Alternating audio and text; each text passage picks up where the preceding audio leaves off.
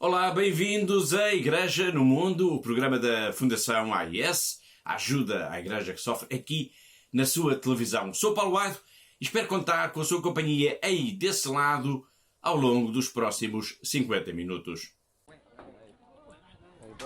Disseram-nos: venham conosco para o acampamento. Vamos treinar e ensinar vocês a usarem armas. Conosco vocês serão soldados. Entretanto, 5 rapazes, 2 raparigas e eu próprio conseguimos fugir no caminho. Ramice viu Monarabo enquanto ainda estava com o grupo e chorava muito. O que é que disseram as raparigas?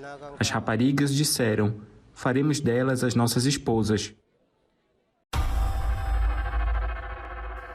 Ramissa é um jovem que estava em Quirimba, em Cabo Delgado, quando esta remota ilha foi atacada pelos terroristas. Isto aconteceu no ano passado.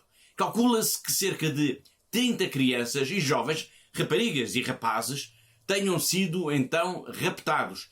Ramissa conseguiu fugir, mas Monarabo, uma rapariga de 16 anos de idade, não. Ela está desaparecida desde então. Uma reportagem da televisão alemã, de um canal de televisão alemão, esteve nesta ilha e falou precisamente com o pai desta jovem. Os ataques em Cabo Delgado e a crise humanitária profunda que se está a viver nesta região norte de Moçambique vão estar uma vez mais no centro da nossa atenção no programa de hoje. Um programa em que vamos contar também uma vez mais com a presença da Catarina Martins de Betancourt, a diretora da Fundação AIS em Portugal, que está comigo via Skype. Olá, Catarina. Olá, Paulo, e olá a todos os que nos veem neste momento.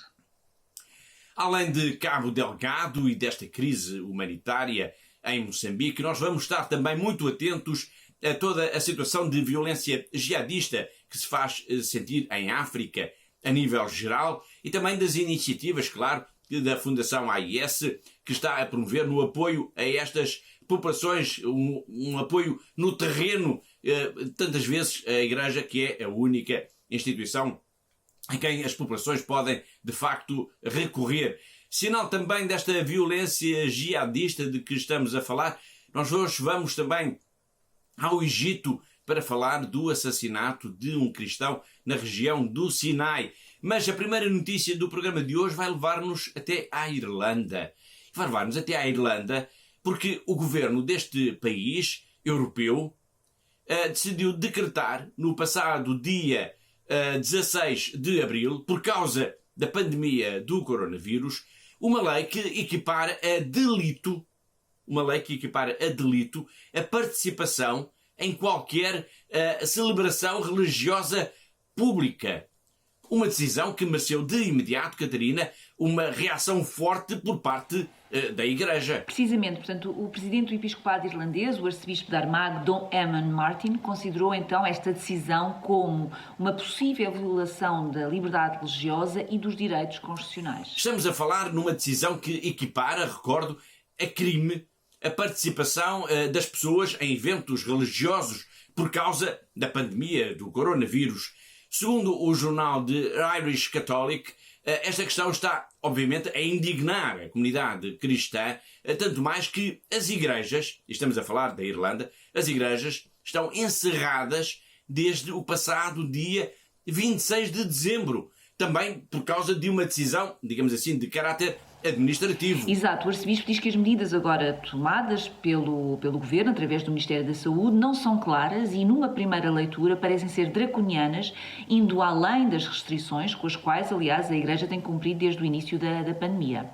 Bom, importa aqui dizer aos nossos telespectadores que o incumprimento desta lei pode levar à pena de prisão. Sim, essa será a consequência mais gravosa, portanto, para o incumprimento desta norma legal. Portanto, quem for apanhado a prevaricar pode então apanhar uma multa de 127 euros ou então uma pena de prisão até 2 meses. Pena de prisão até 6 meses, por se equiparar, na Irlanda, a delito a participação em qualquer atividade de culto público por causa da pandemia do coronavírus. Esta decisão vem ajudar agora a compreender melhor o alerta publicado no relatório sobre a liberdade religiosa no mundo, que foi publicado, foi editado pela Fundação AIS no passado dia 20 de abril e que nós falámos aqui abundantemente no programa da semana passada. Bom, nesse documento sublinha-se de facto que no Ocidente passou a haver aquilo que um aumento, Catarina, daquilo a que o Papa Francisco classificou como a perseguição educada. É uma expressão usada pelo Santo Padre para descrever precisamente como estas novas normas e valores culturais têm de facto entrado num profundo conflito com os direitos individuais e à liberdade de consciência e procuram relegar a religião para os recintos fechados das igrejas, das sinagogas ou então das mesquitas. Bom, e o relatório dá conta também de vários outros governos que, por causa da pandemia, que também, digamos, promoveram de alguma forma limitações ao culto público, ao culto religioso, que obviamente público.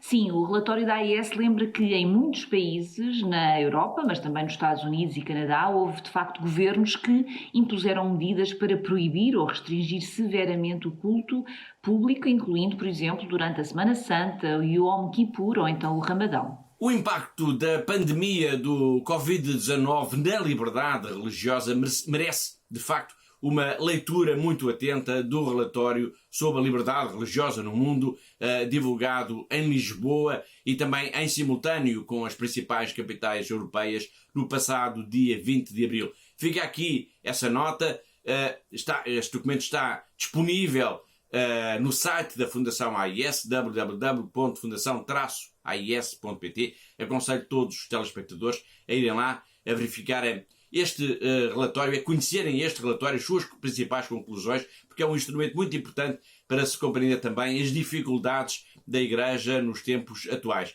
E agora vamos ver um pequeno trabalho sobre este relatório da Fundação AIS.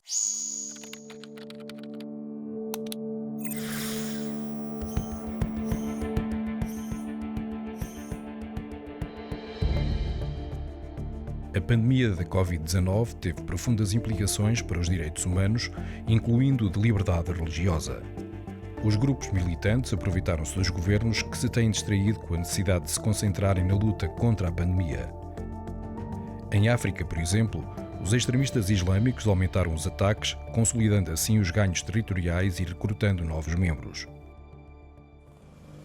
Os preconceitos sociais pré-existentes contra as comunidades religiosas minoritárias também levaram a uma discriminação acrescida, por exemplo, no Paquistão, onde as instituições muçulmanas de caridade negaram aos cristãos e a membros de outros grupos religiosos minoritários acesso a ajuda alimentar e médica. No Ocidente, as medidas de emergência tomadas em resposta à pandemia tiveram impacto na liberdade de reunião e na liberdade religiosa, suscitando críticas e debates.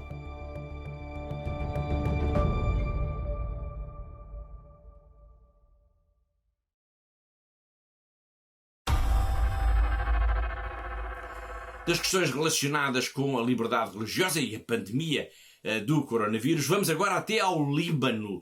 E vamos até ao Líbano, de onde nos chegam mais dados preocupantes sobre a profunda crise económica que se está a verificar neste país do Médio Oriente. Uma crise que está a agravar ainda mais a sobrevivência das famílias e que acentua também a importância do trabalho solidário que a Igreja está a desenvolver, principalmente junto das populações mais pobres, mais fragilizadas.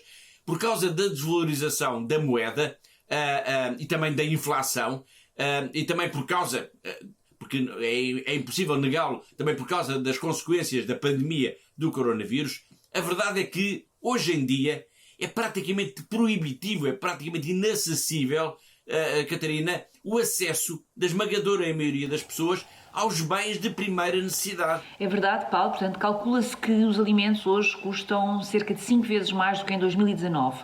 Isto significa, por exemplo, que há 2 anos, 10 mil liras, portanto a moeda libanesa, valiam cerca de 6 euros e permitiam comprar, por exemplo, leite, arroz e alguns vegetais. Hoje, as mesmas 10 mil liras já representam apenas 1 euro no mercado negro e só permitem adquirir 1 litro de leite. Bom, longe vão os tempos em que o Líbano, principalmente na década de 60 e de 70 do ano passado, o Líbano era considerado como a Suíça do Médio Oriente, onde isso já vai. Hoje, a crise económica está de facto a encurralar a maior parte da população, para a pobreza. Sim, calcula-se que 55% da população libanesa seja muito pobre e que cerca de 3 milhões de pessoas têm que diariamente lutar para conseguir adquirir os bens essenciais. Como eu disse há pouco, a crise do Líbano está também a evidenciar este lado, este caráter extremamente solidário do trabalho da Igreja, especialmente junto dos mais pobres, dos mais desfavorecidos. E falo disto porque nós temos uma pequena reportagem sobre um refeitório solidário gerido pela Igreja numa zona que fica situada perto da Síria. Precisamente, portanto, entre Beirute e Damasco, a capital do Líbano e da Síria, fica Zahale, é uma localidade onde vamos então encontrar este refeitório tão especial e que tem permitido alimentar centenas de pessoas diariamente, muitas delas vindas da Síria ao longo dos últimos anos. Sim, aliás, apesar da enorme crise, e isto é muito importante sublinhar isto, lembrar isto aos nossos telespectadores, apesar da enorme crise que se está a viver no Líbano, é verdade que há uma comunidade muitíssimo grande de refugiados da Síria que está a viver neste país. São pessoas, são famílias que fugiram da guerra da Síria e que estão a viver no Líbano. E portanto, o esforço, o sacrifício dos libaneses perante a sua crise abrange também o acolhimento destes refugiados provenientes da Síria. Bom, mas voltando ao refeitório, como eu disse, nós temos uma peça, uma pequena reportagem sobre este projeto da Igreja que, se me permitem a expressão, é a menina dos olhos do arcebispo Darwish, um arcebispo que já esteve, Catarina, aqui em Portugal a convite da Fundação AIS. Sim, já esteve aqui em Portugal exatamente para alertar para esta necessidade que a Igreja do Líbano precisa da nossa ajuda para poder sobreviver face a esta crise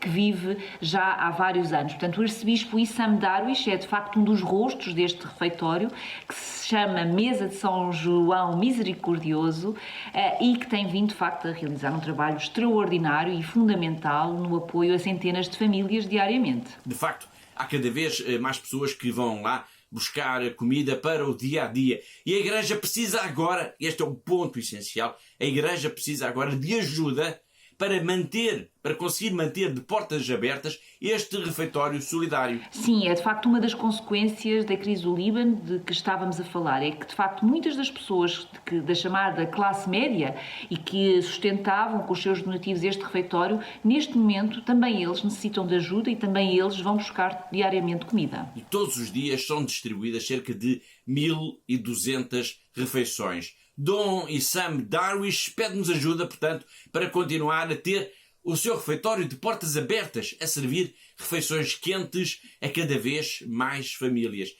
E nem que seja servir apenas tomate e esparguete. Reparem bem na reportagem. Nem que seja apenas para poder servir tomate e esparguete. Zahli is situated between Beirut and Damascus. We say that Zahli is the capital of Catholics in the Middle East. Many Syrian families come to seek refuge in our archdiocese without nothing, with their pyjama.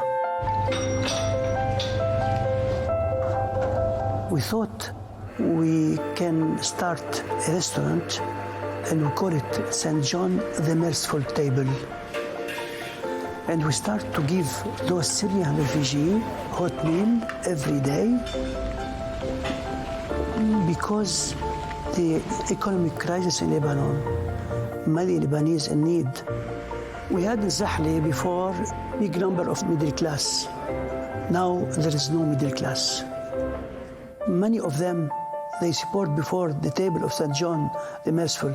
Now they come to ask help if you can give them daily meal. Myself, sometimes I'm crying. I see the misery of the people.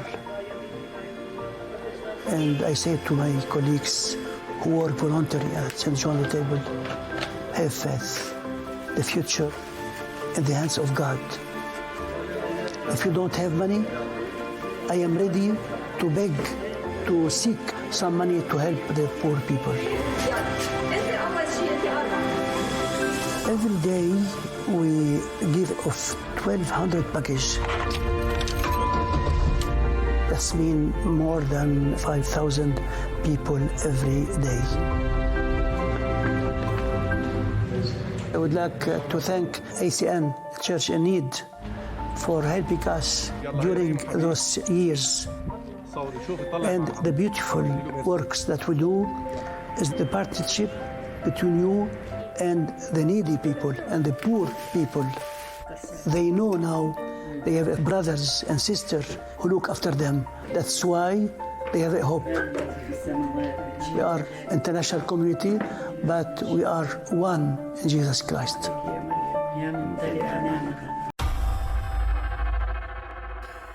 Agora vamos para Cabo Delgado, vamos para Moçambique. Daqui a pouco iremos ver na íntegra o trabalho dos nossos colegas da televisão alemã, da Deutsche Welle, que na ilha de Quirimba, de onde vimos um excerto logo no início do nosso programa, onde se vai, portanto, escutar o lamento pelo rapto de dezenas de raparigas, dezenas de crianças, dezenas de jovens. Para já, vamos retomar a entrevista que, em exclusivo para o nosso programa, de uma irmã portuguesa, a irmã Mónica da Rocha, que pertence à congregação das Irmãs Reparadoras de Nossa Senhora de Fátima e que está na província de Niassa. Ela está em Lixinga, ela está lá há 3 anos. Eu recordo que esta província fica, Lixinga fica situada a cerca de 400 quilómetros de Cabo Delgado.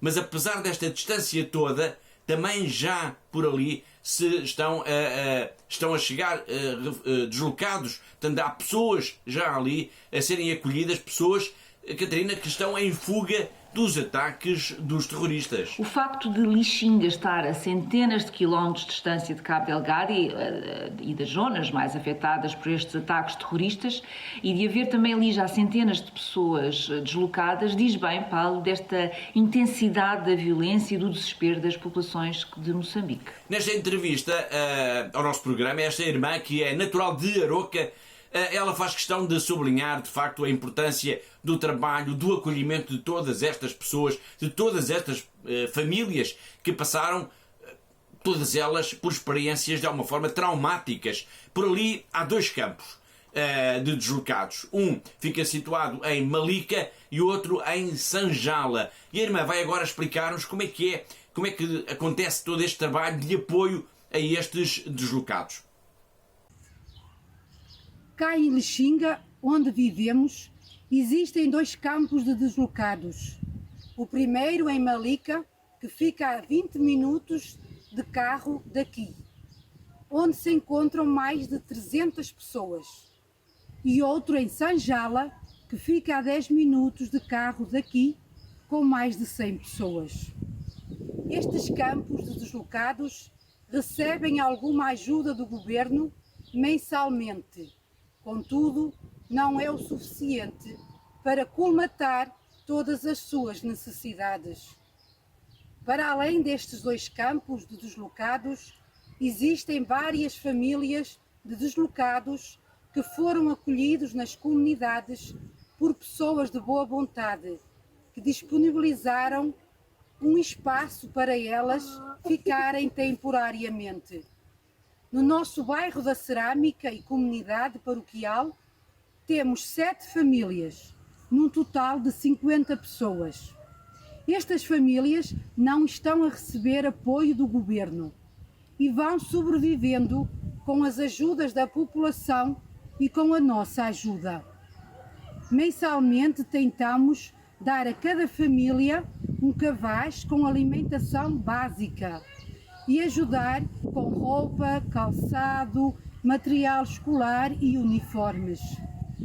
As necessidades mais urgentes neste momento, para além da alimentação, são a aquisição de terrenos para cultivo e para a construção de casas. Foi a irmã Mónica, uma religiosa portuguesa que está em missão em Lixinga, no norte de Moçambique, a referir as necessidades mais urgentes no apoio aos deslocados. Nesta entrevista, a irmã Mónica faz também um apelo à generosidade dos portugueses, uma vez que a situação humanitária no norte de Moçambique é cada vez mais dramática e, como todos sabemos, Moçambique é um país muito pobre e a região norte de Moçambique é uma das regiões mais pobres deste país pobre que é Moçambique. Muito bem. E ela pede, esta irmã portuguesa, pede para que toda a ajuda que possa ser canalizada para Moçambique seja através da Fundação AIS. É verdade, Paulo, e ficámos todos muito sensibilizados quando soubemos disto. Portanto, a irmã Mónica está, de facto, muito empenhada no apoio às populações deslocadas e pede então aos portugueses para ajudarem no que puderem através da AIS. É, de facto, mais um sinal de reconhecimento do nosso trabalho, do trabalho que nós fazemos, mas é também uma responsabilidade acrescida para a nossa missão de ajuda a esta igreja de Moçambique, mais em particular em Cabo Delgado, nestes tempos tão duros que esta zona está a viver.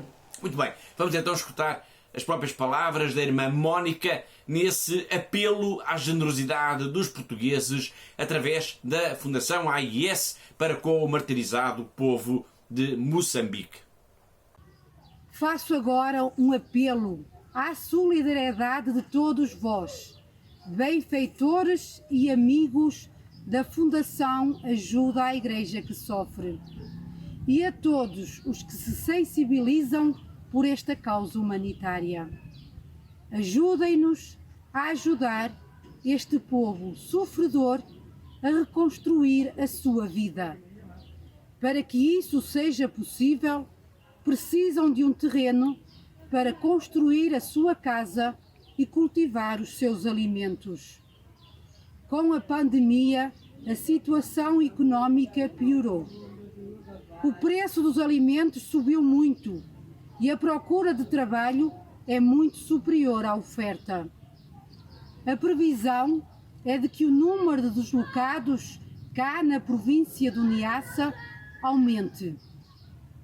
A vontade de trabalhar e de recomeçar é muita, mas sem apoio não é possível. O que pedem é muito para quem não tem nada, mas é pouco para quem tem direito a recomeçar.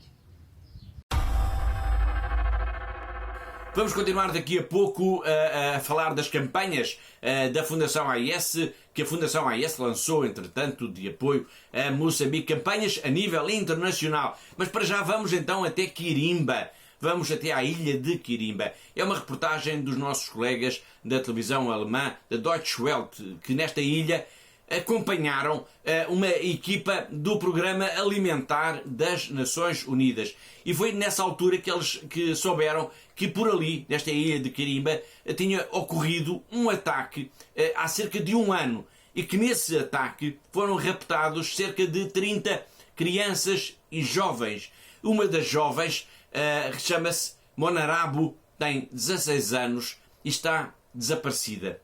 Issa Ramissa é um rapaz que estava por lá nessa altura. Ele conseguiu fugir. E agora ele conta, nesta reportagem da televisão, ele conta o que é que os jihadistas, antes de ter fugido, não é? O que é que os jihadistas lhe disseram que iam fazer às raparigas. A equipa da DW está a viajar para a ilha Quirimba, em Cabo Delgado, onde o Programa Alimentar Mundial das Nações Unidas está a planear uma campanha de distribuição de alimentos. Mas a viagem de barco termina a meio do caminho. A maré está a baixar e a equipa deverá continuar a pé. Já estamos a caminho há pelo menos 30 minutos. Veremos como o restante da viagem será. Ao final, foram 3 horas na estrada entre mar e manguezais. Logo, a equipa encontra os primeiros moradores. Finalmente, chega à remota ilha, que foi atacada por terroristas no ano passado. No centro de distribuição de alimentos, o chefe da administração local diz que os terroristas raptaram 30 crianças. E mesmo um ano depois, esta informação ainda não chegou ao mundo. Monarabo, de 16 anos, é uma das crianças desaparecidas. Bicho Oliveira é o pai. Estas pessoas são más, vêm de muito longe, levam os nossos filhos e nem sequer nos dizem porquê. Fiquei muito triste e zangado. Simplesmente não compreendo. Issa Ramisi estava no local quando Moanarabo foi raptada. Ele próprio quase acabou na mesma situação. Disseram-nos: venham conosco para o acampamento. Vamos treinar e ensinar vocês a usarem armas. Conosco vocês serão soldados. Entretanto, 5 rapazes, 2 raparigas e eu próprio conseguimos fugir no caminho. Ramisi viu Moanarabo enquanto ainda estava com o grupo e chorava muito. O que é que disseram as raparigas? As raparigas disseram: faremos delas as nossas esposas. Até agora não houve protesto internacional. As notícias ainda não foram divulgadas quase um ano depois. Mas aqui muitos residentes ainda vivem com medo de outro ataque. Nem sequer um soldado foi enviado a este local para proteger a população. Rapto de crianças e de jovens, rapto de raparigas e de rapazes. Este é um dos lados mais negros e, de certa forma, menos conhecidos dos ataques terroristas que estão a acontecer na região norte de Moçambique. Ataques que, importa recordá-lo, começaram em outubro de 2017 e que ganharam intensidade principalmente ao longo do ano passado. Iremos falar deste tema seguramente também em próximos programas. Para já, e perante as necessidades brutais que se têm colocado a todas estas populações, a Fundação AIS avançou uma série de iniciativas a nível internacional, não só em relação a Moçambique, estamos a falar neste caso concreto em Moçambique, mas também a todo o continente africano que está a ser alvo de ataques por parte de grupos jihadistas. Exato, portanto, a Fundação AIS lançou a nível internacional uma campanha de apoio ao trabalho da Igreja junto às vítimas do terrorismo. Portanto, esta campanha chama-se Curar as Feridas do Extremismo Religioso em África, e os resultados desta campanha, os donativos que conseguirmos juntar através desta campanha, serão todos eles canalizados para os países onde as populações mais têm sofrido com estes ataques terroristas. Exato, é o caso, entre outros, de Moçambique, falámos agora de Moçambique, mas também do Níger, da Nigéria, do Burkina Faso, dos Camarões, da República Centro-Africana e do Mali. Há pouco nós vimos uma peça, uma religiosa portuguesa, a irmã Mónica da Rocha, a apelar diretamente à ajuda dos benfeitores e amigos da Fundação AIS. Para que esta ajuda aconteça, Catarina, para que esta ajuda se possa materializar, há um número de telefone que é muito especial. É verdade, Paulo. Quando o nosso telefone toca, significa que do lado de lá está alguém que quer estender a mão a quem mais precisa. Portanto, o nosso telefone, que está neste momento a passar em rodapé, é muito importante porque nós temos, de facto, milhares de pessoas em todo o mundo que passam fome. Nós temos pessoas que não têm onde se abrigar, que precisam de medicamentos, que precisam de comida, e temos, como ouvimos, as irmãs que estão, de facto, no terreno, de mangas arregaçadas, prontas a ajudar. Elas precisam de nós para poderem ser esta mão amiga que chega junto destes deslocados para todas estas pessoas traumatizadas que fugiram destes ataques terroristas, e nós não podemos falhar. Muito bem, obrigado, Catarina. África, um continente ferido pela violência jihadista, pela violência do radicalismo. Essa é uma das conclusões do relatório sobre a liberdade religiosa no mundo, um relatório lançado pela Fundação AIS no passado dia 20 de abril, em simultâneo com as principais capitais europeias. Vamos ver outra peça sobre este relatório, e neste caso sobre o continente africano.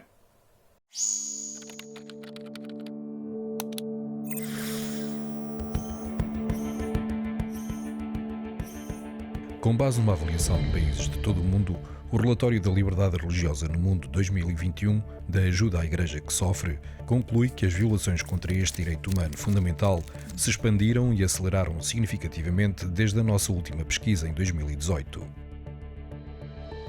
Cerca de 4 mil milhões de pessoas vivem nos 26 países classificados como sofrendo os ataques mais intensos à liberdade religiosa.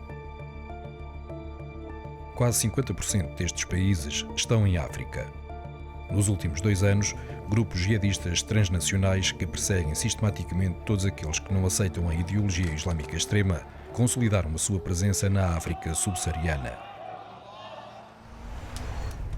Embora uma grande parte do território não seja acessível aos trabalhadores da ajuda humanitária, os governos não podem, ou em alguns casos aparentemente não querem resolver a questão. Só recentemente foram criadas forças de intervenção multinacionais para ajudar os governos locais.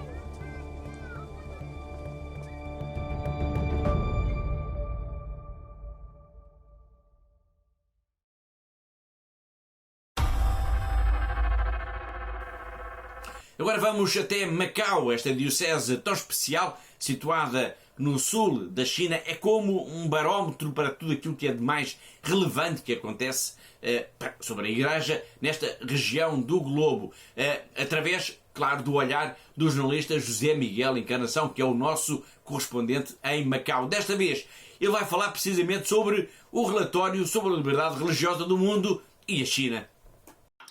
Que há coincidências difíceis de explicar é uma realidade. Mas que as coincidências são a verdade, lá isso é verdade. Na mesma semana em que a Fundação AIS lançou o relatório 2021 sobre a liberdade religiosa no mundo, estamos na República Popular da China. Há muito tempo que estrangeiros não podem entrar na República Popular da China, a não ser que residam aqui ou que aqui tenham investimentos ou o seu local de trabalho. Claro que há estrangeiros que a convite, como foi o nosso caso, se têm deslocado aqui ao que nós chamamos o continente chinês, nós que vivemos em Macau ou Hong Kong, e temos podido assistir estes estrangeiros que podem entrar ao que é a China nos dias de hoje, numa situação, podemos hoje dizer, já de pós-pandemia. Fomos encontrar um país que no ano passado cresceu 3%, o único país com crescimento económico no mundo, e um país que, apesar das notícias de que há algum constrangimento político, não nos foi até hoje sentido, não sentimos até hoje qualquer pressão ou qualquer condicionalismo ou condicionante nos nossos movimentos. Tentámos, é verdade, visitar a Catedral de São Francisco, aqui em Xi'an, onde nos encontramos, capital da província de Shanxi, mas a mesma está encerrada, não sabemos porquê, apenas nos foi garantido que é algo temporário, uma vez que ali continuam a ser rezadas missas e realizados outros serviços religiosos. Enfim, boas notícias que nos surpreenderam e que hoje convosco partilhamos.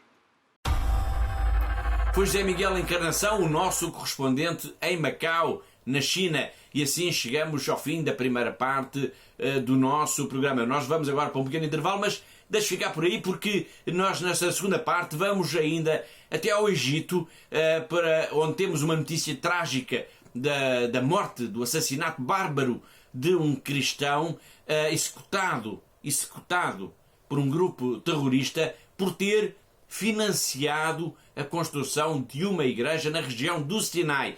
E vamos também retomar a entrevista com Guilherme de Oliveira Martins, que apresentou em Lisboa o relatório da Fundação AIS. Mas temos ainda outros temas para preparar para si. O intervalo é curto, eu volto já dentro de breves instantes.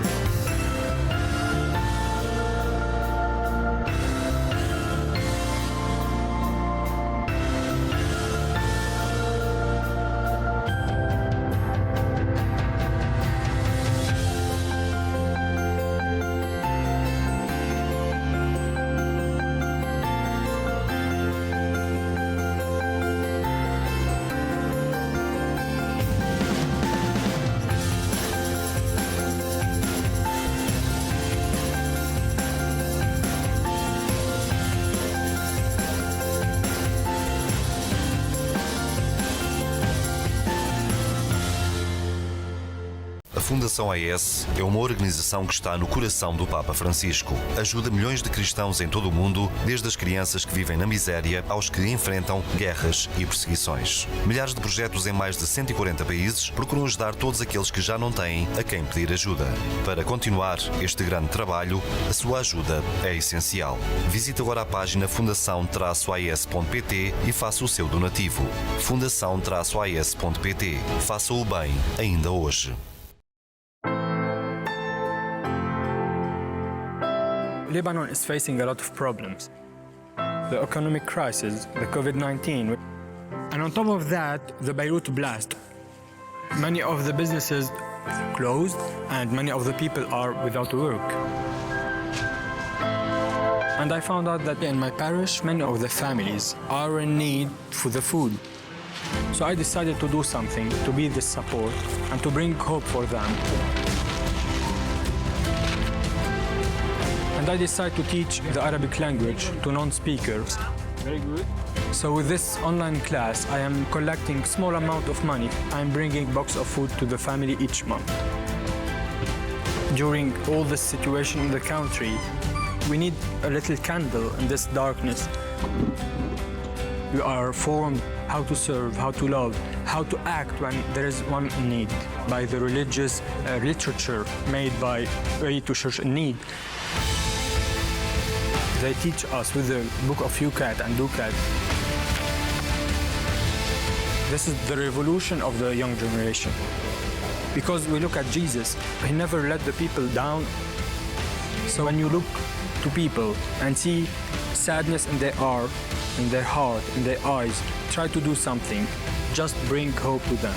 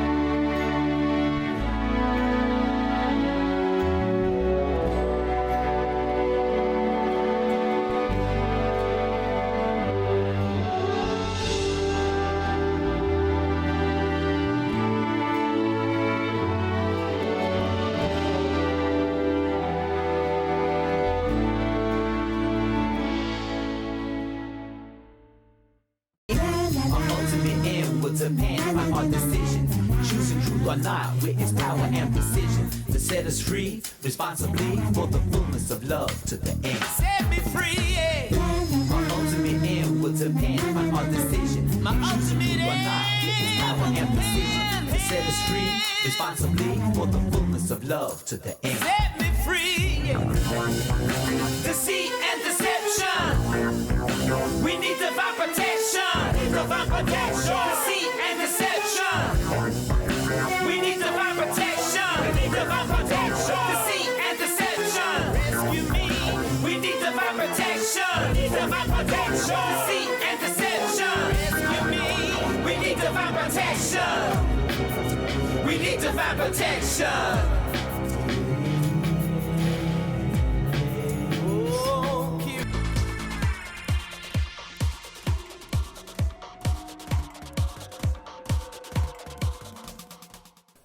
Olá de novo, está a ver Igreja no Mundo, o programa da Fundação AES, a ajuda à Igreja que sofre aqui na sua televisão. Sou Paulo Aire, comigo via Skype está a Catarina Martins de Betancourt, que é a diretora da Fundação AES aqui em Portugal. E agora, no arranque desta segunda parte do nosso programa, vamos, como eu disse há pouco, até ao Egito, de onde nos chega a notícia terrível de que um grupo jihadista executou um empresário cristão, acusando-o de ter financiado a construção de uma igreja na região do Sinai. Nós estamos a falar, Catarina, de um homem, Nabil Habshi, de 62 anos de idade, que estava desaparecido desde o mês de novembro do ano passado, quando foi na altura sequestrado por homens armados que pertencem ao Daesh, o grupo jihadista Estado Islâmico. É de facto uma notícia terrível, em particular para a família deste homem, que ainda acalentava alguma esperança de que ele pudesse ser libertado com vida. Mas a divulgação do vídeo que mostra a execução deste cristão copta acabou com todas essas esperanças. Bom, um dos motivos porque este cristão foi assassinado terá sido o seu envolvimento, o seu compromisso, a sua ajuda na construção de uma igreja na sua terra. Sim, no vídeo de execução que os terroristas divulgaram nas redes sociais, um dos algozes acusa explicitamente o cristão por ter contribuído financeiramente para a construção da igreja em Bir al-Bad, na região do Sinai, mas também o acusa de ligações ou de colaboração com o exército e com os serviços de inteligência do país. De facto, a região do Sinai continua a ser muito problemática para a comunidade cristã. Exato. No relatório que a Fundação AIS publicou há dias sobre a liberdade religiosa no mundo, constata-se que a tolerância para com os cristãos é muito reduzida em todo o Alto Egito, com inúmeros incidentes que confirmam, e pode ler-se também neste documento, que a violência pode irromper a qualquer momento. O Egito continua a ser um país marcado pela violência terrorista e pela ameaça constante por parte de grupos extremistas islâmicos. O padre jesuíta Henri Bollard explica numa reportagem da Fundação AIS que muitos dos ataques que os cristãos, que acontecem, que têm acontecido contra os cristãos, ocorrem porque a presença de grupos mais extremistas, nomeadamente da Irmandade Muçulmana, ainda se fazem sentir e às vezes até próprio dentro do seio da própria polícia. Christians continue to be threatened. They are still attacked even during Sisi's regime, because the police are associated with the Muslim Brothers. Every day I get a newsletter from the Middle East Christian News, which reports about everything that threatens Christians, about burned churches, kidnapped people, ransom demands. 3 weeks ago, on Egyptian television, a certain Muslim showed the Muslim host a manual from the second year at Al-Azhar University, that is, for 16-year-old boys, where there was a question on how to cut off a hand or a leg, or how to stone a woman to death, and so on. So, Al-Azhar, which is considered a promoter of moderate mainstreamism, teaches something like that. The disaster is that these kinds of things have been repeated in mosques for 65 years. People are soaked through with them. And so it's very hard, within barely a few months, and only by changing the leadership team, to remove everything that has been implanted in that society.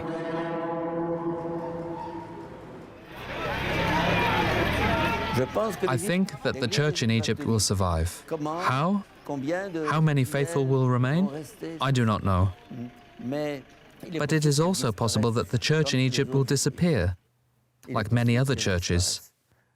In Lebanon, 20 to 30 years ago, 2/3 were Christians, and now it is 1/3. Everybody dreams of emigrating, Christians and Muslims too.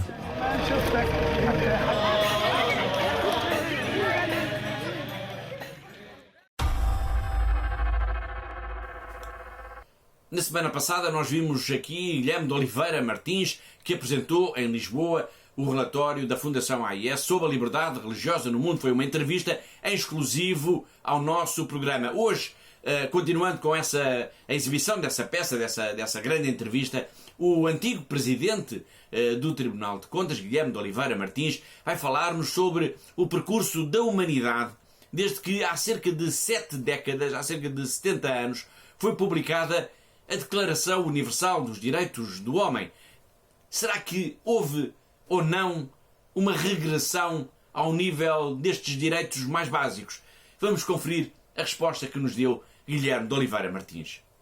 Eu não direi que regrediu, mas não progrediu adequadamente. Se nós notarmos neste relatório situações, os casos de estudo, aquelas situações limite mais gravosas, as situações na Nigéria, o rapto em massa de crianças em idade escolar. Temos em Moçambique, infelizmente estamos a presenciar isto cotidianamente, em Cabo Delgado, a violência em espiral e fora de controle. Temos a violência sexual no Paquistão e fenómenos de conversão forçada, e depois a destruição de templos religiosos no caso do Chile. Estes 4 casos que são aqui referenciados permitem-nos dizer que, infelizmente, não temos progredido. Eu prefiro dizer isto porque, ao longo do tempo, e olhando o momento em que foi aprovada a Declaração Universal dos Direitos Humanos, havia condicionantes bastante diferentes, mas a verdade é que poderíamos ter progredido mais. Onde regredimos, claramente? Nos últimos anos, não nos reportamos a 1948, nós vamos reportar aos últimos anos. Regredimos na última década, por exemplo, no investimento no ensino e no conhecimento sobre as diferentes religiões. Porque se nós não conhecermos as diferentes religiões, nós não temos capacidade de nos pôr no lugar do outro e fazer um verdadeiro debate interreligioso, porque há raízes comuns, há diferenças, e daí ser indispensável nós, por um lado, assentarmos na ideia de pluralismo, que não é relativismo. Ou seja, o que é que isto quer dizer? Quer dizer que a diversidade é muito importante, mas a diversidade não se confunde com a indiferença. E se nós lermos a mais recente literatura sobre investigação sobre a própria humanidade, nós verificamos que a compreensão dos limites obriga à compreensão das espiritualidades e à importância das religiões. Não falamos de seitas, não falamos de magia, não. Nós falamos exatamente de liberdade de consciência e de liberdade religiosa. Foi Guilherme de Oliveira Martins a dizer que a humanidade não progrediu nestes 70 anos, desde que foi publicada a Declaração Universal dos Direitos do Homem. Bom, agora em apenas um minuto vamos tentar perceber algumas das razões porque devemos estar todos então tão preocupados cada vez que se fala em liberdade religiosa no mundo. Rooted at the very dignity of the human person, everyone has the right to freedom of thought, conscience, and religion.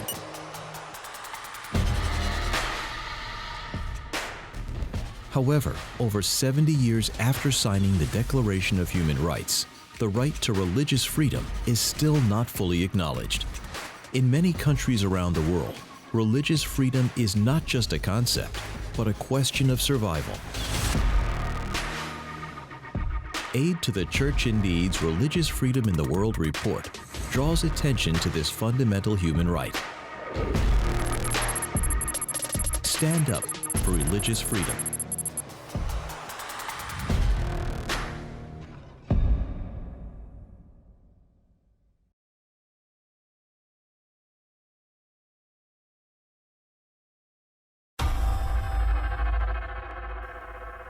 Depois desta síntese sobre o relatório sobre a liberdade religiosa no mundo da Fundação AIS e mesmo a chegar ao fim do nosso programa, tenho apenas 2 notas para falar consigo ainda. Uma delas para lembrar que todos nós podemos ajudar o esforço da Igreja, o esforço solidário da Igreja, o esforço solidário da Fundação AIS através da doação gratuita de 0,5% do nosso IRS. E outra é para falar de uma campanha de oração ininterrupta do terço durante este mês de maio.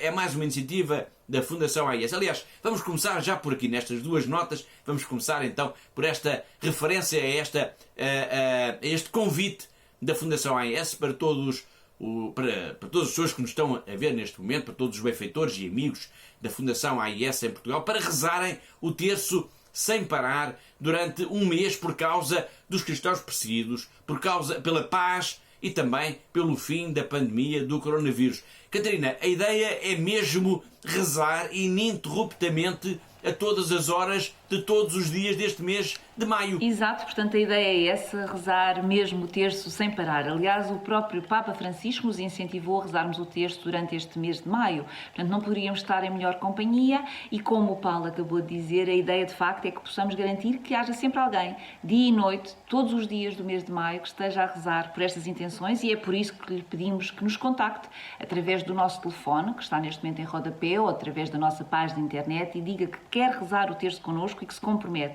Portanto, precisamos de saber qual a hora e o dia, a hora que se compromete a rezar, de forma a que possamos então garantir que há sempre alguém a rezar pelos cristãos perseguidos, pela paz no mundo e pelo fim da pandemia. Muito bem, fica aqui então esse desafio, contacta a AIS para dizer então a que horas aceita rezar connosco o terço, a que horas aceita participar nesta grande corrente de oração. Todas as horas do dia, seja de dia, de noite, seja de madrugada. A ideia é rezar ininterruptamente o terço com a Fundação AIS. A outra nota, como disse há pouco, que tenho ainda para si, este último apontamento no programa de hoje, é para lembrar que todos nós podemos ajudar este esforço solidário da Igreja de que falámos tanto aqui no programa de hoje, através da doação gratuita. Não custa nada, é só fazer uma cruzinha de 0,5%, Catarina, do nosso IRS. E não custa mesmo nada, Paulo. Basta então, na nossa declaração de IRS, fazermos uma cruz e já estaremos a ajudar todos estes heróis que conhecemos hoje aqui ao longo do nosso programa. É absolutamente gratuito, não tem qualquer custo para nós, basta nós fazermos na nossa declaração de IRS uma cruz a favor destes cristãos, destes homens e mulheres que conhecemos hoje aqui no nosso programa. Muito bem, e com este apelo então chegamos ao fim do nosso tempo, ao fim de mais um Igreja no Mundo. Resta-me agradecer a colaboração, a participação da Catarina Martins de Betancourt no nosso programa, assim como de todas as pessoas que colaboraram, que editaram, que ajudaram a fazer, a produzir e a levar até si este programa. Resta-me agradecer-lhes e resta-me agradecer a si a sua presença aí desse lado e contar que vamos nos voltar a encontrar na próxima semana. Até lá, se Deus quiser.